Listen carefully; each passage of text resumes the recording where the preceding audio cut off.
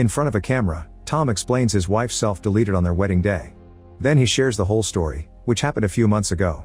Tom and his girlfriend Eve read an ad from a company called the Millennium Project seeking married couples for a research study. It'll last 30 days and the payment is $50,000.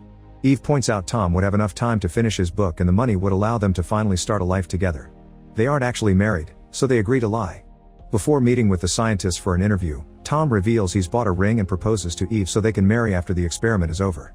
Eve accepts and notices the numbers 923 are engraved on the ring, so Tom says that's the day she stole his heart. Then the couple meets with the director, who explains he's studying the honeymoon phase and why that feeling eventually fades. He also mentions that statistically more marriages will fail because only special relationships can outlast biology. The director used to be married, but unfortunately his wife died when she was young. It was her death that inspired him to do the study.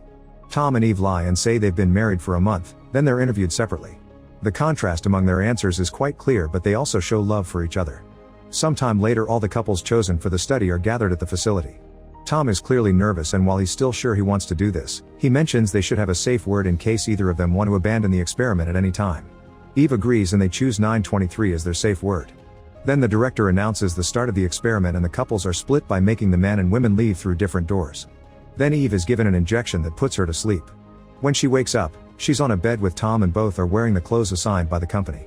She wakes Tom up too and they explore the house together, getting surprised when they see a hologram in the living room. This is the mediator, who allows a scientist to check on them without skewing the results of the study. She asks them to put on a pair of headsets that record their brain waves whenever they discuss the experience. After testing it with a simple question, the mediator tells them she can be reached at any time through the device on the table and disappears.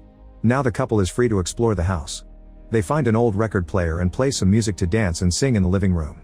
They check the kitchen and find a futuristic dispenser that brings them any food or drink they ask for.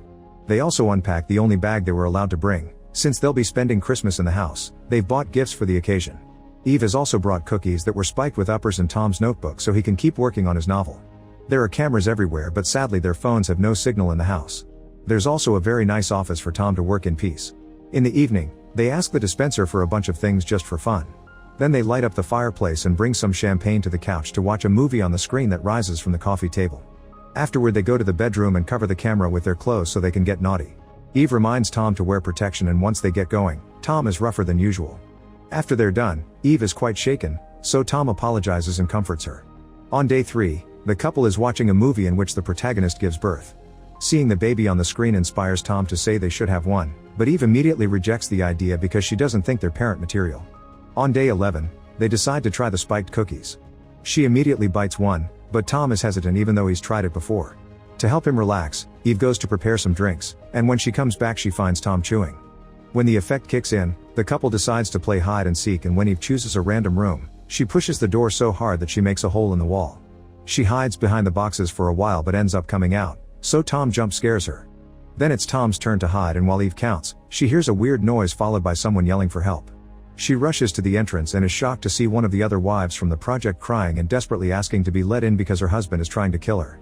Eve tries to open the door but it's locked, so she starts waving at the camera and yelling for help too.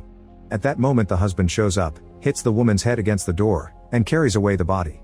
By the time Tom comes to the entrance, the people are gone. They ask to talk to the director, who appears as a hologram and tells a crying Eve they've checked the system and all the other couples are fine. He even shows her the footage, which shows Eve in front of the camera but nobody outside. Tom admits to the director that they consumed some uppers, so they conclude that caused a hallucination. However, Eve can't sleep that night because she still feels it was real. The next day Eve takes some medicine for her headache and throws away the remaining cookies. Tom asks for a little naughty time, but Eve turns him down and asks him to work on his book. Afterward they sit at the table and Eve gets to work on her designs, but Tom isn't writing anything.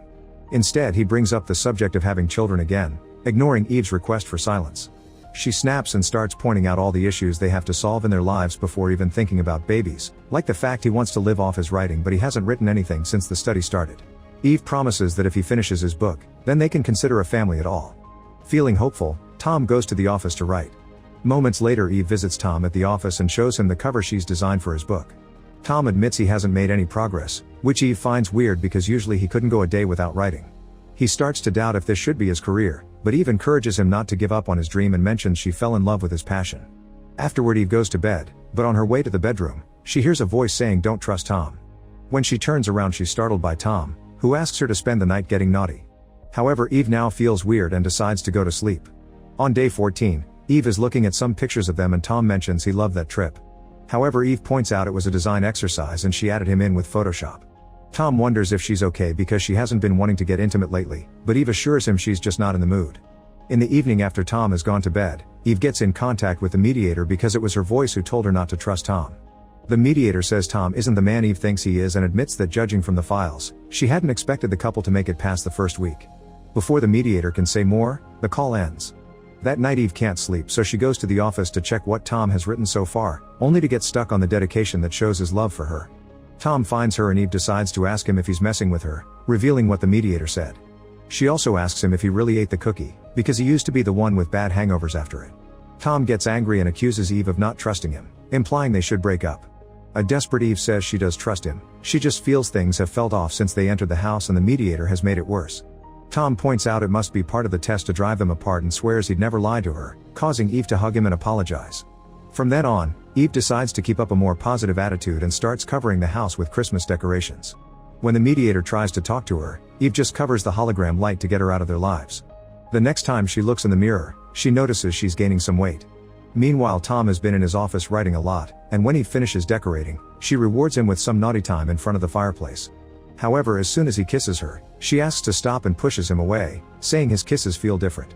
Tom keeps on kissing her to prove her wrong and won't stop when she asks, so she bites his lip and causes him to push her to the floor. For the next few days, Tom tries to convince Eve that things are fine, but she doesn't believe it. By day 20, all her illustrations have become incredibly creepy.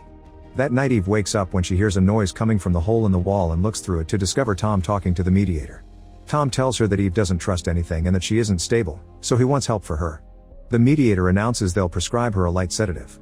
Furious, Eve rushes to the living room and Tom says it was the mediator who rang, but Eve points out she never heard any ringing and that Tom isn't wearing the headset.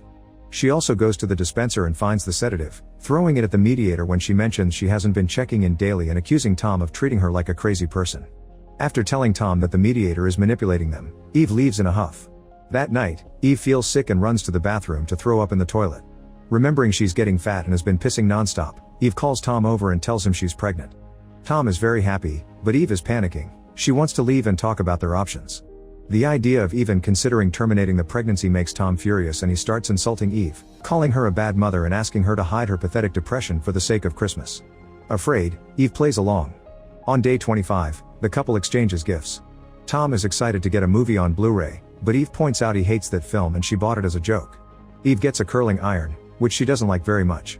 When she tries it out in the bathroom, she gets frustrated and throws it in the trash. Afterward, she joins Tom on the couch, who accuses her of not making an effort. He also wants to talk about the baby, but Eve shuts him up by asking about his book. An argument ensues and Eve says Tom isn't acting like himself, but Tom just leaves to get more popcorn. Eve uses the chance to call the mediator and ask for help, but the mediator says she can only observe and not interfere. Crying, Eve admits they aren't married and that somehow she's 6 months pregnant, but the mediator only replies that Tom is playing her and disappears. Desperate for answers, Eve goes to read Tom's notebook, and to her shock the only novel pages are the ones he wrote before entering the house. All the stuff he's been writing here isn't his story but an incredibly long list of baby names. Eve goes to confront Tom, who says he hasn't been able to write because Eve has been pressuring him. Furious, Eve yells at him and throws the notebook before leaving. Later in the bathroom, Eve kicks the trash can in frustration and finds all the protection they've been using. To her shock, they're all leaking, and when she checks the wrap, she discovers Tom has poked holes in it on purpose. She also sees the curling iron and gets an idea. Moments later, Eve invites Tom to have a bath with her. She keeps filling his glass with wine as they play Never Have I Ever and Tom gets it wrong when Eve says they've never been married. She admits that she knows about his forcing her to get pregnant and mentions 923 multiple times, but Tom doesn't get it. Upset, Eve goes to the kitchen and steals a knife, which she hides when Tom comes to bring her to bed. In the bedroom, Eve hides the knife under the pillow and tries to sleep, but Tom starts touching even though she keeps pushing his hands away. Tom reminds her that they're married and she should fulfill her duties as a wife, so Eve cuts his arm with the knife before trying to run. Angry, Tom grabs her by the hair and throws her on the bed, but Eve kicks him and runs to the bathroom, locking the door. Then she grabs the curling iron, which has been warming up all this time, and inserts it into her private area. The pain is unbearable and she can't go deep enough to kill the baby like she wanted. A furious Tom breaks the door glass and rushes in, throwing the iron into the bath and causing the power to go out. Then he threatens Eve, if she ever tries to hurt the baby again, he'll kill her. Soon the power is restored and the director appears to end their stay since obviously they're failing. Terrified of Tom's reaction, Eve assures him that she's fine, so the director allows them to stay as long as Eve takes her sedatives. When Eve asks what happened to the mediator, the director says she was fired. Later, Tom surprises Eve with a special dinner but doesn't let her a knife to cut her food. In fact, all the kitchen knives were hidden. Then he forces her to dance with him and Eve asks where the real Tom is, since this is obviously not him. Tom ignores the question and kisses her, so Eve uses the chance to stab him multiple times with a fork. As Tom falls, Eve grabs the knife from his meal and runs to the hole in the wall, which she makes bigger to step inside. By walking through a narrow corridor, Eve finds a door and comes out into the research facility. When she hears someone coming, she enters a random room and finds a bunch of sleeping women who look all exactly the same. On big screens, all the couples from the project are listed under memory mapping and the woman from the bed is classified as clone. There's also a butterfly flying around, known for its access to genetic memory. At that moment, Eve is found by guards and the director, who admits he cloned Tom and the real one is being used to finish filling the gaps in the clone's memory. It used to be impossible to map brains, so he started this experiment to work with multiple clones at the same time and perfect the technique. Eve wants to see the real Tom, and when the director refuses, she wakes up one of the women and holds her hostage at knife point. It turns out the director has cloned his wife and is trying to perfect the technique to bring her back for good. He's also been using the mapping of her brain as the mediator. Following Eve's threats, the guards drop their weapons and throw one at her, then a guard goes to fetch Tom. While the director tries to talk to his wife, Eve realizes the woman doesn't know she's a clone and tells her the truth. Heartbroken, the wife tells the director that she doesn't love him anymore. Then the guard comes back with Tom, who finally reunites with Eve. As they hug, Eve opens fire and kills the director, the wife clone, and all the guards. Then the couple tries to escape, but when they get to the corridor, they find another Tom and both men accuse the other one of being the clone. They're both bleeding, so Eve kisses the one next to her and feels something is wrong. As she steps back, both Toms say 923 and start listing all the things they know about her. Eve doesn't know who to shoot, so instead she threatens to kill the baby. A Tom tells her to do it while the other says she shouldn't, so Eve kills the Tom who said no. Suddenly Eve starts bleeding down there and Tom has to carry her out. The couple escapes but Eve loses the baby. When 923 comes, they get happily married. During the honeymoon, they start getting intimate, but Eve freaks out when she sees the wrap and notices this one was poked too. She tries pushing Tom off, but he grabs her by the neck and chokes her to death while saying he loves her. When he realizes what he's done, Tom tries to do CPR to no avail. To cover his crime, he uses some rope to make it look like she did it to herself. Back to the Tom telling the story in the present, he cries as he says he doesn't understand why Eve did it since he was the perfect husband. Make sure to subscribe and turn on notifications so you can watch more videos like this. Thanks for watching.